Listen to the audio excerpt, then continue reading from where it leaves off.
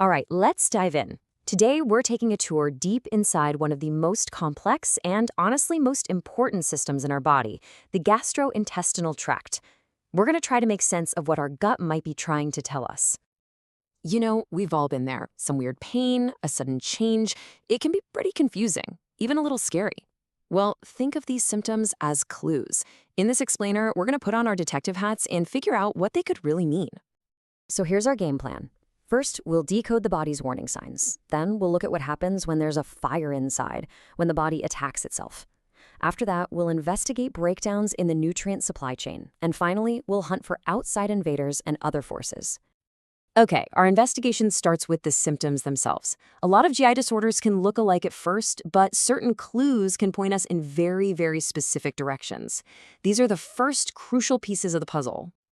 Yeah, seeing blood is always alarming, and for good reason. It's a serious clue. This isn't just a minor irritation. It's a really strong pointer towards some significant inflammation, the kind you see with conditions like inflammatory bowel disease or IBD. Now, this is what doctors call a huge alarm symptom. I mean, if you're dropping pounds without even trying, your body is screaming that something is wrong. It could be that you're not absorbing nutrients, or it could be a red flag for something more serious, like a malignancy. Feeling full after just a couple bites of food, that might not seem like a huge deal on its own.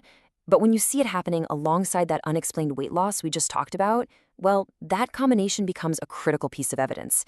It's highly suggestive of a GI malignancy, and it's something that always needs to be checked out, and fast. And this is where things get really practical. Simple lab tests can be an absolute game changer. Finding something like pus cells, for instance, tells a doctor they're definitely dealing with inflammation. It's like coming to a fork in the road.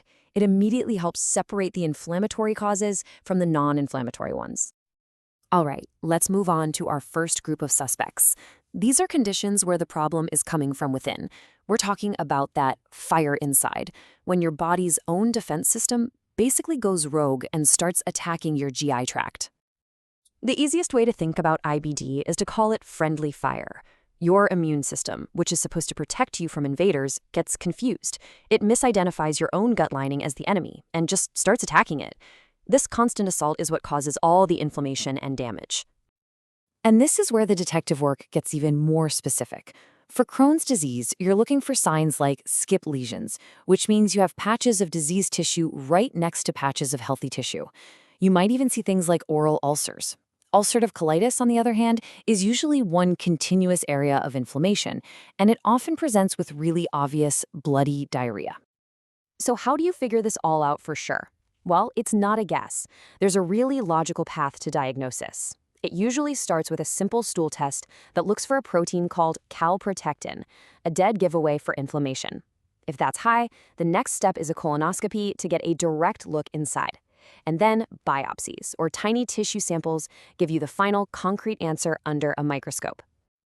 Of course, this fire inside isn't only in the intestines.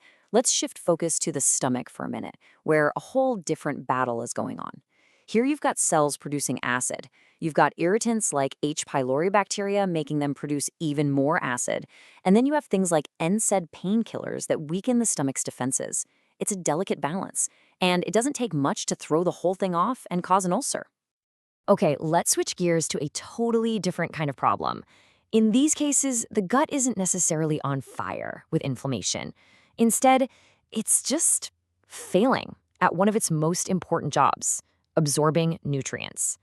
You can think of it as a complete breakdown in your body's supply chain. So what even is malabsorption? Well, imagine your GI tract is this amazing factory. Food comes in, and the factory is supposed to process it and ship out all the vital nutrients your body needs to run. With malabsorption, that shipping and delivery department is completely broken. And get this number is just mind-blowing. For your body to get to the point where it can't absorb fat because of a problem with your pancreas, like in chronic pancreatitis, you have to lose over 90% of that organ's function. It's incredible. It just shows how tough the pancreas is, but also how severe the disease is by the time this symptom shows up. This chart here does a great job of showing how these different syndromes each leave their own unique fingerprint. Celiac disease, for example, often causes specific vitamin deficiencies that you can spot in a blood test. Chronic pancreatitis has that classic problem with absorbing fat, which leads to, well, very distinct signs. Each one tells its own story. So up to now, we've been looking at problems that start inside the gut itself. But now we're going to zoom out. What happens when the trouble is coming from an outside invader, or even from a completely different part of the body? Just think about that for a second. What if the gut isn't the villain here? What if the GI symptoms are just the messenger, and the gut is actually the victim of a problem that started somewhere else entirely? Ah, a classic medical plot twist. You take an antibiotic to cure, say, a sinus infection. You feel better, but then, a few days later, you get slammed with a terrible gut problem. The very thing that was supposed to help has kicked off a brand new and sometimes even more dangerous issue. And here's the culprit: C. diff. What happens is, antibiotics can wipe out all the good protective bacteria in your gut. This leaves an opening for this nasty bug to move in and take over. But here's the real kicker.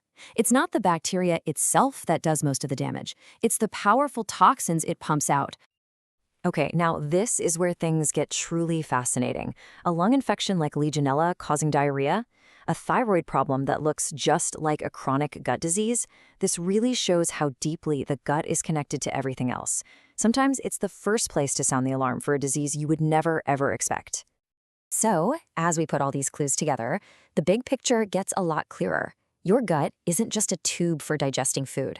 It's this incredibly dynamic, sensitive communication hub that gives you a window into the health of your entire body. So, what are the big takeaways here? First, symptoms can look similar, so the tiny details really, really matter. Second, the causes are all over the map, from inflammation to infection and beyond. Third, never ignore unexplained weight loss. And last but not least, remember that your gut is often telling you a story about way more than just itself. So I'll leave you with this question. The point of all this isn't to diagnose yourself, of course. It's about being a more informed, more aware partner in your own healthcare. It's about learning to listen just a little more closely to what your body might be trying to tell you. Thanks for digging into all this with me.